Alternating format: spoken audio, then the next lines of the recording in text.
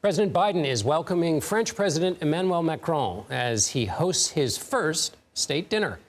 We know lobster and caviar are a few things they'll be dining on, but what's really on the menu for this visit is policy and diplomacy. The two leaders held a joint press conference earlier, and our Keefe shows us some of what they discussed. Ruffles and flourishes for America's oldest ally.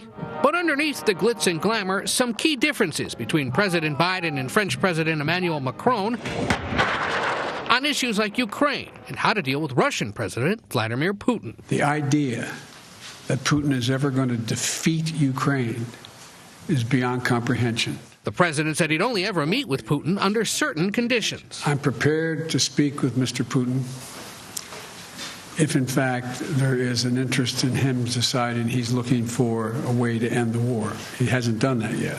Macron has maintained open lines with the Russian leader, and in an interview for Sunday's 60 Minutes, said he believes ultimately only diplomacy will end the war. So how does this end? I think it's important to convey the message that this is the Ukrainians to decide that. The only way to find a solution would be through negotiations. I don't see a military option on the ground. Macron has spent his time in Washington criticizing the Inflation Reduction Act, one of Mr. Biden's signature accomplishments, because it includes subsidies for U.S.-made electric vehicles. The French leader calling them super aggressive against European companies. The president defended them. The United States makes no apology, and I make no apology since I wrote it for the legislation you're talking about.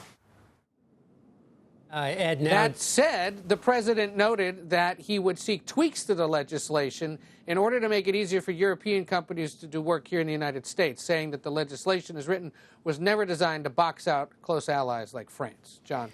Ed, I apologize there for almost stepping on your line. I just noticed that the former senator president said he wrote the legislation as if he were still a senator, but we'll move past that. So there is this scratchiness between the two leaders over the Inflation Reduction Act. But where are the areas of agreement between the two?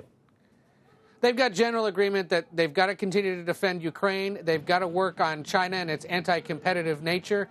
A lot of work, for example, in the Indo-Pacific. And a lot of work they both understand to bolster their own economies. That's why Macron, as you hear the trumpets beginning here behind us for the beginning of the state dinner, why Macron was so eager to come here and call this legislation super aggressive, because he's sensitive back home to his own economic issues, as our president was here in the United States. So after Macron eats this dinner and listens to Jean-Baptiste, where is he headed next? New Orleans. Where else? The city of courtesans. The French got there first, let's put it that way. That's sort of the cultural marker of this trip that concludes tomorrow. It also included a visit to NASA as the U.S. and France continue their work in space. John. All right. Ed O'Keefe at the White House. Thank you, Ed.